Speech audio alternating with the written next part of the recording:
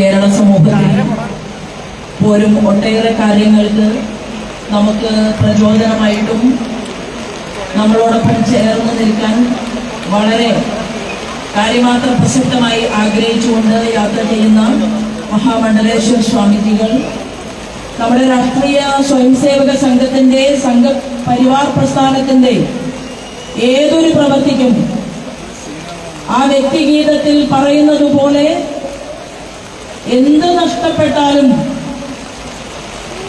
മുൻപേ നമ്മുടെ മുന്നിൽ നിൽക്കുന്ന വിശ്വ ഗുരുവായിട്ടുള്ള നമ്മുടെ കാവ്യ പതാകയോടൊപ്പം ചേർന്ന് നിന്നുകൊണ്ട് പ്രവർത്തനത്തിന് നേതൃത്വം കൊടുക്കുന്ന എത്രയോ വർഷമായിട്ട് സംഘപരിവാർ പ്രസ്ഥാനത്തിന്റെ തലപ്പത്ത് നിൽക്കുന്ന ആരാധ്യനായിട്ടുള്ള നന്ദേട്ടൻ, അതുപോലെ തന്നെ സംഘചാലക് ജയറാമേട്ടൻ എത്രയോ വർഷങ്ങളായി ഈ നമുക്കെല്ലാവർക്കും ഒരുമിച്ച് കൂടാൻ ഈ സംഗമത്തിലിരിക്കാൻ കാരണക്കാരനായിട്ടുള്ള ഒറ്റപ്പാലത്തിന്റെ നമ്മുടെ എല്ലാവരുടെയും പ്രിയപ്പെട്ട അരവിന്ദേട്ടൻ ഉൾപ്പെടെ ഈ വേദിയിലും സദസ്സിലുമുള്ള സ്നേഹനിധികളായിട്ടുള്ള സഹോദരി സഹോദരന്മാരെ ഏവർക്കും ഹൃദയപൂർവ്വം നമസ്കാരം. ദീർഘമായിട്ടുള്ള ഒരു പ്രസംഗം ഞാൻ നടത്തുന്നില്ല. നന്ദേട്ടൻ പറഞ്ഞു, തമിഴ്നാട്ടിൽ നിന്ന് ഒരാളെ ക്ഷണിച്ചു കൊണ്ടുവന്ന് അയ്യപ്പ ഭക്തന്മാരുടെ സുഖസൗകര്യങ്ങളുടെ വർധനവിന് എന്നുള്ള രീതിയിൽ കേരളത്തിൽ ഉദ്ഘാടനത്തിന് ശ്രമിക്കുന്ന കേരളത്തിലെ അദ്ദേഹത്തിന്റെ അഭിമാനബോധം കൊണ്ടാണ് അദ്ദേഹം അത്രയും പറഞ്ഞു നിർത്തിയത് എന്ന് ഞാൻ കരുതുകയാണ്.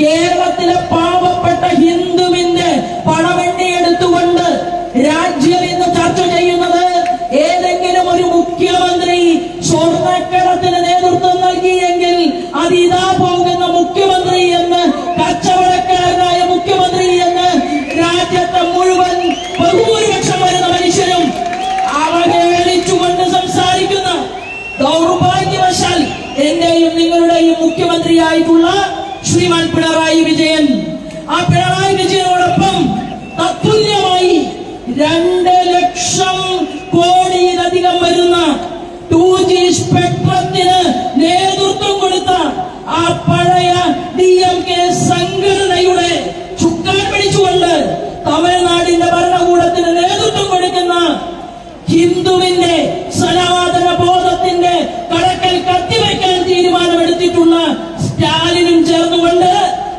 അങ്ങ് ശബരിമലയിൽ അയ്യന്റെ സന്നിധിയിൽ ഒരു സമ്മേളനം നടത്താൻ തീരുമാനിച്ചാൽ നമ്മൾ കൊടുക്കുന്ന മറുപടി എന്താണെന്ന് അറിയുമോ? വിവേകമില്ലാത്തവനല്ല ഇന്നത്തെ കേരളത്തിലെ ഹിന്ദു സമൂഹം. നല്ല വിവേകം നമുക്കുണ്ട്. ഞാൻ ഉൾപ്പെടെ ഇവിടെ വന്നെത്തിയിട്ടുള്ള ഓരോ സ്വയം സേവകന്റെയും കേസുകൾ ആദ്യം റദ്ദ് ചെയ്ത് കളയാൻ കേരളത്തിന്റെ മുഖ്യമന്ത്രി പിണറായി വിജയൻ തയ്യാറാകണമെന്നും ഇവിടത്തെ ഹിന്ദു സമൂഹത്തോട് മാപ്പ് പറഞ്ഞിട്ട് മതി നിങ്ങളുടെ ഈ സമ്മേളനം എന്നുകൂടി ഇന്നത്തെ ഇവിടത്തെ ഈ മഹാഗണങ്ങളുടെ ഈ കൂട്ടത്തിന്റെ കാവൽക്കാരായിട്ടുള്ള ചെറുപ്പക്കാർ ഉൾപ്പെടെയുള്ളവർ കേരളത്തിന്റെ മുഖ്യമന്ത്രിയോട് ആവശ്യപ്പെടുകയാണ്. നിങ്ങൾ ആർക്കു വേണ്ടിയാണ് ഈ സംഗമം നടത്തുന്നത്? നിങ്ങൾക്ക് എന്താണ് സനാതനം എന്നറിയുമോ? ഞാൻ ഈ വേദിയിൽ നന്ദേട്ടനെ പോലെ വളരെയധികം ധാർമ്മികതയെ കുറിച്ച് പഠിച്ച ഒരാളുള്ളത് കൊണ്ട് എന്റെ മനസ്സിലുള്ള കാര്യങ്ങൾ പറഞ്ഞാൽ പോരാ എന്ന് കരുതിയിട്ട് 2-3 കാര്യങ്ങൾ മാത്രം എഴുതി കൊണ്ടുവന്നിരിക്കുകയാണ്. കാരണം ഞാൻ അദ്ദേഹത്തിന്റെ മുൻപിൽ ഇന്നും ആ ബാലഗോകുലത്തിൽ പോകുന്ന ഒരു കുട്ടിയാണ് എന്നുള്ള ബോധ്യമുള്ളത് കൊണ്ട് ഞാൻ പുസ്തകത്തിൽ എഴുതി കൊണ്ടുവന്നിരിക്കുകയാണ്. ഇത് വേദിയിലുള്ളവർക്ക് കേൾക്കാനല്ല, ഇത് എന്റെ സഹപ്രവർത്തകരായ നിങ്ങൾക്ക് കേൾക്കാനല്ല, ഇത് കേരളത്തിന്റെ മുഖ്യമന്ത്രി പിണറായി വിജയന് ലൈവിലൂടെ കേൾക്കാൻ വേണ്ടിയിട്ടാണ് ഞാൻ ഇതിനെ എഴുതി കൊണ്ടുവന്നിട്ടുള്ളത്. സനാതനം എന്ന വാക്കിന്റെ അർത്ഥം മിസ്റ്റർ പിണറായി വിജയൻ നാശരഹിതമായിട്ടുള്ള ഭാവം എന്നാണ്. നിങ്ങൾ അയ്യപ്പന്റെ സകല ഭാവങ്ങളെയും നശിപ്പിക്കാൻ ഇറങ്ങി പുറപ്പെട്ടവനാണ്. നിങ്ങൾ ബിന്ദു അമ്മിണിയെ മരവേറ്റിച്ചവരാണ്. നിങ്ങളിവിടെ അയ്യപ്പൻ ആചരിക്കാത്ത, ധർമ്മത്തെ ആചരിക്കാത്ത, ഒരിക്കൽ പോലും ഭക്തി എന്താണെന്നറിയാത്ത സ്ത്രീകളെ മലകയറ്റാൻ വേണ്ടി ഇവിടെ പോലീസിന്റെ യൂണിഫോം ഊരിക്കൊടുക്കാൻ നാമം ചൊല്ലുന്ന ശ്രീജിത്ത് എന്ന് പറയുന്ന പോലീസിലെ ഉന്നതാധികാരിയെ നിയോഗിച്ചവരാണ് ആ ശ്രീജിത്ത്. ആ സ്ത്രീകൾ മലകയറി എന്ന് ബോധ്യം വന്നപ്പോ ആ ശ്രീജിത്ത് ശബരിമല സന്നിധാനത്തിന്റെ പടിക്കെട്ടുകളിൽ നിന്ന് പൊട്ടിക്കരയുന്നത് ഞാനും നിങ്ങളും കണ്ടുവെങ്കിൽ പിണറായി വിജയൻ നിങ്ങൾക്ക് മാപ്പില്ല എന്ന് പ്രഖ്യാപിച്ചുകൊണ്ടാണ് വരാൻ പോകുന്ന നാളുകളിൽ ഞങ്ങൾ ഇവിടുത്തെ നാമം ജപിക്കുന്ന മനുഷ്യർ നിങ്ങളുടെ ഈ അബദ്ധജടിലമായിട്ടുള്ള സമ്മേളനത്തിന് ഞങ്ങൾ മറുപടി പറയാൻ പോകുന്നത് എന്ന് പറയാൻ ആഗ്രഹിക്കുകയാണ്.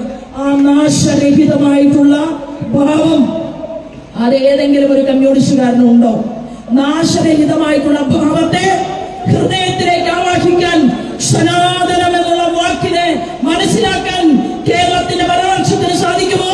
കേരളത്തിന്റെ ഇന്നത്തെ പ്രതിപക്ഷത്തിന് സാധിക്കുമോ എന്ന് ഞാൻ ചോദിക്കുകയാണ്. സനാതനം പ്ലസ് ധർമ്മം, സനാതന ധർമ്മം. ധർമ്മം എന്താണ്? ഈ പ്രപഞ്ചത്തെ മുഴുവൻ ചേർത്ത് കോർത്തു നിർത്തുന്ന നിയമവ്യവസ്ഥിതിയാണ് ധർമ്മം. ആ നിയമവ്യവസ്ഥിതിയാണ് ധർമ്മം. നിങ്ങൾ എന്തുകൊണ്ടാണ് ഇവിടെ 100 പേർ ഇരുന്നത്? മഴ പെയ്യുന്നുണ്ട്, മഴ കൊണ്ടാൽ പനി പിടിക്കും, ബോധ്യം നിങ്ങൾക്കുണ്ട്.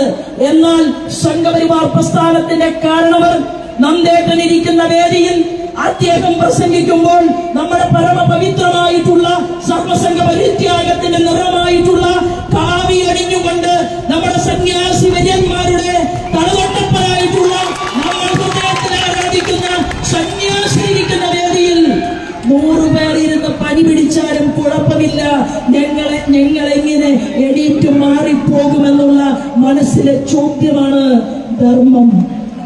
അപ്പൊ ധർമ്മം പല രീതിയിലുണ്ട്. ഞാൻ ഈ കൊടികെട്ടിയ കാറിൽ ഇങ്ങോട്ടേക്ക് വരികയായിരുന്നു. കൊടിവെച്ച കാറ് BJPയുടെ കൊടിവെച്ച കാറാണ്.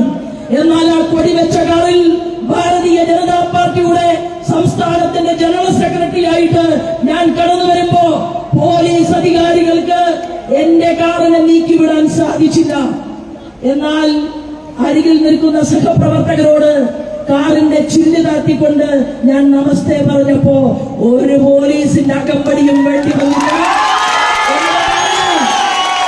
എന്റെ കാറിന് ഈ സദസ്സിനരികിലേക്ക് കടന്നു വരാൻ എന്താണ്? അത് സഹപ്രവർത്തകന്റെ ധർമ്മമാണ്. പിണറായി വിജയൻ എന്ന് പറയുന്ന കേരളത്തിന്റെ മുഖ്യമന്ത്രിയോട്, സ്റ്റാലിനോട് ഞങ്ങൾക്ക് ചോദിക്കാനുള്ളത് സനാതനമായ നാശരഹിതമായ രാമന് അഗസ്ത്യമുനി ഉപദേശിച്ചു കൊടുത്ത ആ അഗസ്ത്യന്റെ മന്ത്രദീക്ഷ പോലെ കുരുക്ഷേത്ര യുദ്ധഭൂമിയില് നമ്മുടെ അർജുനന് വിശ്വരൂപം കാണിച്ചു കൊടുത്ത ഭഗവാന്റെ ദിവ്യദർശനം പോലെ ഇവിടുത്തെ പരമപവിത്രമായിട്ടുള്ള ആ ഹിന്ദുവിന്റെ സനാതനമായിട്ടുള്ള ധർമ്മമാണ് സനാതനമായിട്ടുള്ള സനാതന ധർമ്മം. ആ സനാതന ധർമ്മത്തിൽ ആ നിയമവ്യവസ്ഥയിൽ അംഗീകരിക്കാത്ത കേരളത്തിന്റെ മുഖ്യമന്ത്രി, സനാതനമായ ധർമ്മത്തെ നശിപ്പിച്ച കേരളത്തിന്റെ മുഖ്യമന്ത്രി സമ്മേളനം വിളിച്ചു കൂട്ടുകയാണ്. ഞാൻ ദീർഘിപ്പിക്കുന്നില്ല. ആ സനാതന ധർമ്മത്തിലെ ചില കാര്യങ്ങൾ മാത്രം അദ്ദേഹത്തിന് കേൾക്കാൻ വേണ്ടിയിട്ട് ഞാൻ പറയുകയാണ്. ഹിന്ദു ധർമ്മത്തെ വിവേകാനന്ദ സ്വാമികളും അതുപോലെ തന്നെ അദ്ദേഹം ചിക്കാഗോയിലെ പ്രസംഗവേദിയിൽ പറഞ്ഞത് എല്ലാ മതങ്ങളുടെയും മാതാവാണ് ഭാരതത്തിലെ എന്താണ് നമ്മുടെ ഭാരതാംബ, നമ്മുടെ സനാതനമായിട്ടുള്ള ധർമ്മം എന്നാണ് ചിക്കാഗോയുടെ ആ ഭൂമിയിൽ സന്യാസി ശേഖരൻ പറഞ്ഞത്.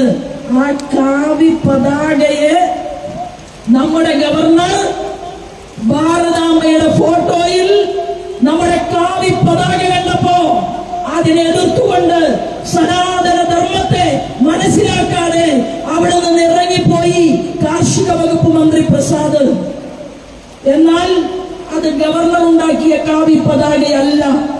ആ കാവി പതാക 1947 നമ്മുടെ രാജ്യത്തിന് സ്വാതന്ത്ര്യം കിട്ടുന്നതിന് മുൻപ് 1921 ഇന്ത്യൻ നാഷണൽ കോൺഗ്രസിന്റെ യോഗം നടക്കുമ്പോ ആ യോഗ സ്ഥലത്ത് ആ പതാകയെ ചുറ്റിപ്പറ്റിക്കൊണ്ടും നമ്മുടെ ദേവിയായിട്ടുള്ള ഭാരതത്തെ ചുറ്റിപ്പറ്റിക്കൊണ്ടും ബങ്കിം ചന്ദ്ര ചാറ്റർജി എഴുതിയ വന്ദേ മാതര ഗാനത്തിൽ നല്ല നല്ല രീതിയിൽ വിരചിച്ചിട്ടുണ്ട്, എഴുതിയിട്ടുണ്ട്, നമ്മൾ മനസ്സിലാക്കിയിട്ടുണ്ട്.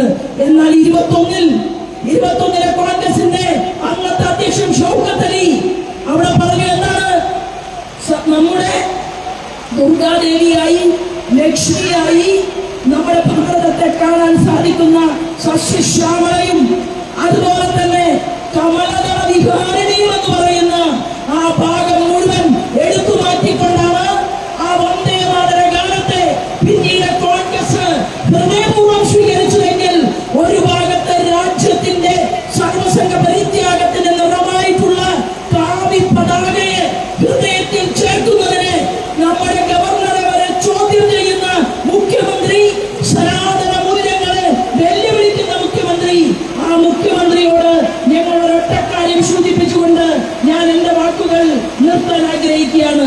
പിണറായി വിജയനോട് അവസാനത്തെ ഈ സനാതന ധർമ്മത്തിലെ ഏറ്റവും പ്രധാന ഭാഗം പറയുകയാണ്. അത് എന്താ പറയുന്നത്? സത്യം, അഹിംസ, സ്നേഹം, ദയ ഇവ ഇല്ലെങ്കിൽ സനാതന ധർമ്മമില്ല. ഈ ദയ, ഈ സത്യം, ഈ ധർമ്മബോധം അത് നിങ്ങൾ ശബരിമലയിൽ ആചാരത്തെ ലംഘിക്കാൻ വേണ്ടി പരിശ്രമിച്ചപ്പോ എന്റെയും എന്റെ സഹപ്രവർത്തകന്മാർക്കും കേസുകൾ ചാർത്തി കൊടുത്തപ്പോ അവിടെ നിങ്ങൾ അയ്യപ്പന്മാർ വിരിവെക്കാതിരിക്കാൻ വേണ്ടി നിങ്ങൾ അവിടെ വാട്ടർ പമ്പിലൂടെ അല്ലെ വെള്ളമടിച്ച് അയ്യപ്പ ഭക്തന്മാരുടെ വീരി മുഴുവൻ നനച്ചു കളഞ്ഞപ്പോ നിങ്ങൾ ദയയില്ലാത്ത കംസന്റെ പ്രതിരൂപമായി നിങ്ങൾ കേരളത്തിൽ മാറി. ആ നിങ്ങൾക്ക് എങ്ങനെ സനാതന ധർമ്മത്തെ കുറിച്ച് പറയാൻ സാധിക്കും? നിങ്ങൾക്ക് ദയയില്ല, നിങ്ങൾക്ക് കാരുണ്യമില്ല. കാരുണ്യം ഉണ്ടായിരുന്നുവെങ്കിൽ, ദയ ഉണ്ടായിരുന്നുവെങ്കിൽ നിങ്ങൾ ശബരിമല സന്നിധിയിൽ അയ്യപ്പന്റെ ആചാരത്തെയും അനുഷ്ഠാനത്തെയും തകർക്കാൻ പോകില്ലായിരുന്നു. എന്നാൽ ഇപ്പോ പണിക്കരെ കബഡി നിർത്തി ഞങ്ങൾ പണിക്കരെയൊക്കെ പണിക്കർ സമുദായത്തെ അംഗീകരിക്കുകയും ആദരിക്കുകയും ഒക്കെ ചെയ്യുന്ന ആളുകളാണ്. കണ്ണൂരിൽ പോയി പണിക്കരെ കബഡി നിരത്തിയിട്ട് പറഞ്ഞു, പിണറായി വിജയൻ ചെയ്ത തെറ്റുകളിൽ നിന്ന് വലിയ ശാപം പിണറായിയിലെ പാലപ്പുറത്ത് ജനിച്ച കേരളത്തിന്റെ മുഖ്യമന്ത്രിയുടെ കുടുംബത്തിനുണ്ടായിട്ടുണ്ട്. മുഖ്യമന്ത്രി കസേരയിൽ നിന്ന് താഴെ ഇറങ്ങിയാൽ ജയിൽവാസം അനുഭവിക്കാൻ മകൾക്കും മരുമകനും യോഗമുണ്ട് എന്നും അതിന് നിങ്ങൾ അയ്യപ്പ ഭക്തന്മാരെ ഒരുമിച്ച് ചേർക്കണമെന്ന് അത് കബഡി നിരത്തിയ ആള് പറഞ്ഞോ എന്ന് എനിക്കറിയില്ല.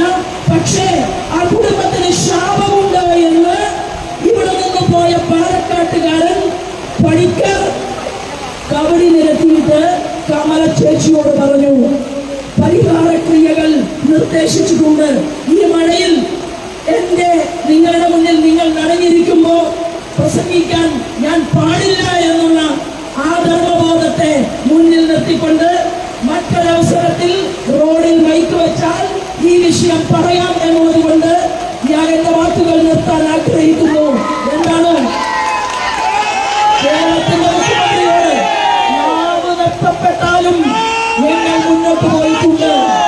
ജനഗീതത്തിൽ പറയുന്നത് പോലെ ജയകിഷൻ മാസ്റ്ററുടെ കൊലപാതകം നടത്തി നാവ് മുറിച്ചെടുത്തു. എന്നാൽ കണ്ണൂരിൽ ആയിരക്കണക്കിന് ജയകിഷന്മാർ സനാതന ധർമ്മത്തിന് വേണ്ടി പ്രവർത്തിച്ച് മുന്നോട്ട് പോയിട്ടുണ്ട്. നിങ്ങൾ കാല് മുറിച്ചു മാറ്റി. ഞങ്ങളുടെ സദാനന്ദൻ മാസ്റ്ററുടെ എന്താ ചെയ്ത തെറ്റ്? നമസ്തേ സദാ വത്സലേ മാതൃഭൂമേ ത്വയാ ഹിന്ദുഭൂമേ സുഖം വർദ്ധിതോഹം എന്നുള്ള സംഘപ്രാർത്ഥന ചൊല്ലി RSSന്റെ പ്രവർത്തനത്തിൽ പങ്കെടുത്തു. ആ കാല് മുറിച്ചെടുത്ത സദാനന്ദൻ മാസ്റ്റർ സനാതന ധർമ്മത്തെ കുറിച്ച് ചോദിക്കുന്ന ഒരു ചോദ്യത്തിനും കേരളത്തിന്റെ മുഖ്യമന്ത്രിക്ക് മറുപടി പറയാൻ സാധിക്കില്ല. നിങ്ങൾക്ക് വേദങ്ങൾ അറിയുമോ? നിങ്ങൾക്ക് പുരാണങ്ങൾ അറിയുമോ? നിങ്ങൾക്ക് ഉപനിഷത്തിനെ കുറിച്ച് അറിയുമോ? നിങ്ങൾക്ക് രാമായണത്തിലെ 4 വരി വായിക്കാൻ അറിയുമോ? നിങ്ങൾക്ക്, ഞാൻ സംസ്കൃതം പഠിച്ചിട്ടില്ല. ഞാൻ ബാലഗോകുലത്തിന്റെ ക്ലാസ്സിൽ ചെന്നപ്പോ അന്നത്തെ RSSന്റെ വലിയ ലീഡറായിരുന്ന ഗോപാലകൃഷ്ണൻ അദ്ദേഹം പറഞ്ഞു, കണ്ണടച്ചു ചൊല്ലിയാൽ മതി, ഒന്നും പഠിക്കണ്ട. ബാലഗോകുലം ക്ലാസ്സിൽ പോയി 13 വയസ്സിൽ കണ്ണടച്ചു ചൊല്ലാൻ പറഞ്ഞപ്പോ ഭഗവത്ഗീത മാഷ ചേച്ചി, അവിടെ ബാലഗോകുലത്തിലെ ചേച്ചിയാണ്, ചേച്ചി ചൊല്ലിത്തന്നു. എന്താണ്? ധർമ്മക്ഷേത്രേ കുരുക്ഷേത്രേ സമവേദായുത്സവ മാമക പാണ്ഡവശൈവ കിമകുർവത സഞ്ജയ ദൃഷ്ട്വാദു പാണ്ഡവാനീകം വ്യൂഢം ദുര്യോധനസ്തത ആചാര്യമുപസംഗമ്യ രാജാവചനമബ്രവീത് എന്ന് തുടങ്ങുന്ന ശ്ലോകങ്ങൾ ചൊല്ലിത്തന്നു. ആ ഭഗവത്ഗീതയിലെ ഓരോ ശ്ലോകങ്ങളും പഠിക്കാൻ കാരണമായത് സനാതനധർമ്മം നിലനിൽക്കുമെന്നുള്ള ആ ചിന്തയിലൂടെ സംഘപരിവാർ പ്രസ്ഥാനം മുന്നോട്ട് പോയി. ഒരു പഞ്ചായത്ത് പ്രസിഡന്റിന്റെ അകമ്പടി ഉണ്ടായില്ല, ഉണ്ടോ? ഒരു MLA ഉണ്ടായില്ല, ഒരു സുരേഷ് ഗോപി സാർ ഉണ്ടായില്ല, ഒരു ജോർജ് കുര്യൻ സാർ മന്ത്രിയായില്ല, ആരും ഉണ്ടായില്ല. ഈ ഇരിക്കുന്ന മന്ദേട്ടനെ പോലെയുള്ള നമ്മുടെ പൂർവ്വസൂരികൾ പറഞ്ഞു, നമ്മൾ ഈ പരമപവിത്രമായിട്ടുള്ള ഈ പതാകയുടെ മുന്നിൽ നമ്മൾ അണിനിരക്കും, നമ്മൾ മുന്നോട്ട് പോകും, കാലം മാറ്റിമറിക്കപ്പെടുമെന്ന് പറഞ്ഞു. ഇന്ന് 51 വയസ്സായി, നമ്മളെല്ലാവരും ഒരുമിച്ച് മുന്നോട്ട് നീങ്ങി. ഇന്ന് ഗണപതിയെ അപമാനിക്കുമ്പോ, ഇന്ന് സനാതനധർമ്മത്തെ വെല്ലുവിളിക്കുമ്പോ, ഇന്ന് കേരളത്തിൽ 20%-ലധികം വോട്ടുള്ള ഒരു പ്രസ്ഥാനമായിട്ട് നമ്മുടെ സംഘടനയ്ക്ക് സാധിച്ചുവെങ്കിൽ ഒരു തുള്ളി പോലും ആദർശത്തിൽ വെള്ളം ചേർക്കാതെ നമ്മൾ പ്രവർത്തിച്ചു മുന്നോട്ട് പോയത് കൊണ്ടാണ്. ഇടത്തോട്ടുമല്ല വലത്തോട്ടുമല്ല, മനുഷ്യർക്ക് വേണ്ടി. ഗണഗീതത്തിൽ പറയും, വയസ്സായ ആളുകൾക്ക് ഊന്നുവടിയായിട്ട് സ്വയം സേവകൻ പ്രവർത്തിക്കണം. ചെറുപ്പക്കാർ കുതിരയെ പോലെ തുടിക്കുന്ന മനസ്സുള്ള ചെറുപ്പക്കാരോട് പറയും, മനോനിയന്ത്രണം വേണം. എന്താണ്? സംസ്ഥാന ജനറൽ സെക്രട്ടറി ആയാൽ കൂടുതൽ സന്തോഷിക്കരുത്, സംസ്ഥാന ജനറൽ സെക്രട്ടറി സ്ഥാനം പോയാൽ കരയുകയും വേണ്ട. ഞാൻ കരഞ്ഞ ഒരാളാണ്, പറയാൻ ഒരു മടിയുമില്ല. ഈ വേദിയിൽ നന്ദേട്ടന്റെ മുന്നിൽ, നന്ദേട്ടന്റെ സഹോദരിയായിട്ടുള്ള ഞാൻ പറയുകയാണ്, ഞാൻ കരഞ്ഞു. 2004 സംസ്ഥാന വൈസ് പ്രസിഡന്റ് ആയിരുന്നു. പക്ഷേ കുറെ കാലം പ്രവർത്തിച്ചതിന് ശേഷം വീണ്ടും സംസ്ഥാന വൈസ് പ്രസിഡന്റ് ആയപ്പോ എന്നിലെ മൂല്യബോധം, അതായത് എനിക്ക് തോന്നി, ഞാൻ ജനറൽ സെക്രട്ടറി ആയിരുന്നല്ലോ, എനിക്ക് അതിനേക്കാൾ ഉയർച്ചയല്ലേ വേണ്ടത്, എന്തുകൊണ്ട് ഞാൻ 2004 പോസ്റ്റിലേക്ക് വന്നു എന്ന് എന്റെ മനസ്സിലൊരു തോന്നലുണ്ടായി. അവിടെ എന്റെ വ്യക്തിപരമായ സ്വാർത്ഥത അതെന്നെ ഭരിച്ചു. അവിടെയാണ് സനാതന ധർമ്മത്തിൽ പറയുന്നത്. എന്താണ്? സനാതന ധർമ്മത്തിൽ വരുന്നവരോട് പറയുകയാണ്, ദമം വേണം, ശമം വേണം. ദമം എന്ന് പറയുന്നത് വേണ്ടതിനെ മനസ്സിലെടുക്കാനും, ഇന്ദ്രിയങ്ങൾ, ഞങ്ങളിങ്ങനെ വരുന്ന വഴിയില് ഏതെങ്കിലും ഒരു കടയില് നോൺ വെജ് കണ്ടാൽ, നോൺ വെജ് കഴിക്കുന്ന ആളാണെങ്കിൽ ഇന്നതൊന്ന് കഴിക്കണമോ എന്ന് ആർക്കെങ്കിലും തോന്നുന്നുണ്ടെങ്കിൽ, അപ്പോ ആ ഇന്ദ്രിയത്തെ പിടിച്ച് നിയന്ത്രിച്ചിട്ട് പറയും, ഇന്ന് കഴിക്കാൻ പറ്റില്ല. എന്താണ്? ഇന്ന് ഗണേശനെ പ്രാർത്ഥിച്ചുകൊണ്ട് ജപിച്ചുകൊണ്ട് നമ്മൾ വ്രതമെടുത്തുകൊണ്ട് മുന്നോട്ട് പോവുകയാണ്. അങ്ങനെ ഇന്ദ്രിയത്തെ പിറകിലേക്ക് നമ്മൾ പിടിച്ചു നിർത്തുന്ന ആ മനസ്സിന്റെ ശക്തിയെ, ശമബോധത്തെ, ദമബോധത്തെ വീണ്ടും മനസ്സിനകത്തിട്ട് ആവാഹിച്ചപ്പോൾ എന്റെ രാഷ്ട്രീയ സ്വയം സേവക സംഘത്തിന്റെ എന്നെ അടിക്കാനും ശാസിക്കാനും 13 വയസ്സിൽ അച്ഛൻ നഷ്ടപ്പെട്ട എനിക്ക് അച്ഛന്റെ സ്ഥാനത്തിരിക്കുന്ന ആളുകൾ ചോദിച്ചു, ഇതാണോ ബാലഗോകുലത്തിൽ പോകുന്ന ശോഭാ സുരേന്ദ്രൻ? പോയ ശോഭാ സുരേന്ദ്രൻ. ഞാൻ എന്നിലേക്കൊന്ന് തിരിഞ്ഞു നോക്കിയപ്പോ ഞാൻ ഇതിവിടെ പറയുന്നത്, എത്രയോ BJPയുടെ കാര്യകർത്താക്കന്മാർ ഈ വേദിയിൽ ഇരിക്കുകയാണ്. എന്നിലേക്ക് തിരിഞ്ഞു നോക്കിയപ്പോ ഞാൻ തീരുമാനിച്ചു, എന്റെ പേരുകൊണ്ട് മാധ്യമ പ്രവർത്തകർ അങ്ങനെ സുഖകരമായി അവരുടെ വ്യൂവേഴ്സിന്റെ, കാഴ്ചക്കാരുടെ എണ്ണം വർദ്ധിപ്പിക്കേണ്ട. ഞാൻ ആ പഴയ ബാലഗോകുലം തന്നെയാണ്. വന്നാലും വന്നില്ലെങ്കിലും, MLA ആയാലും ഇല്ലെങ്കിലും 9 തവണ തോറ്റാളാണ്. ജയിച്ചാലും പരാജയപ്പെട്ടാലും നിങ്ങളുണ്ട്, ഇവിടെ ഇരിക്കുന്ന വലിയ ആളുകളുണ്ട്, അവരോടൊപ്പം തന്നെ അവസാന നാളുകൾ വരെ എന്ന് തീരുമാനമെടുക്കാൻ സാധിച്ചത് ആ ശ്രമമാണ്, ആ ദമബോധമാണ്. ഈ ബോധം കേരളത്തിന്റെ മുഖ്യമന്ത്രിയെ, കാവി പതാകയെ വെല്ലുവിളിച്ച കേരളത്തിന്റെ മുഖ്യമന്ത്രിയെ, പ്രതിപക്ഷ നേതാവിനെ ഈ ബോധം ഉണ്ടാക്കി കൊടുക്കാൻ പറ്റുമോ എന്ന് വരാൻ പോകുന്ന നാളുകളിൽ ഇവിടത്തെ അമ്പലത്തിൽ പോകുന്ന ഭക്തന്മാർ തീരുമാനിക്കുമെന്നുള്ള ദൃഢപ്രതിജ്ഞയാണ് ഇവിടെ ഉയർച്ചെടുക്കുന്നത്. മറ്റൊരു കാര്യങ്ങളിലേക്കും ഞാൻ കടക്കുന്നില്ല. നിങ്ങൾക്ക് എല്ലാവർക്കും ഹൃദയപൂർവ്വം നന്ദി അറിയിച്ചുകൊണ്ട് ഒരു അഭ്യർത്ഥന വെച്ച് ഞാൻ എന്റെ വാക്കുകൾ നിർത്തുകയാണ്. എന്താണ് അഭ്യർത്ഥന എന്നറിയുമോ? ഒറ്റപ്പാലത്തെ ഗണേശോത്സവത്തിൽ വലിയ ശബ്ദത്തിലുള്ള വലിയ വണ്ടികളിൽ പുക പരത്തിക്കൊണ്ട് നമുക്ക് എന്തിനാണ് ഇങ്ങനെയുള്ള ഒരു താളബോധം? ഞാൻ അരവിന്ദേട്ടനോട് സൂചിപ്പിച്ചു.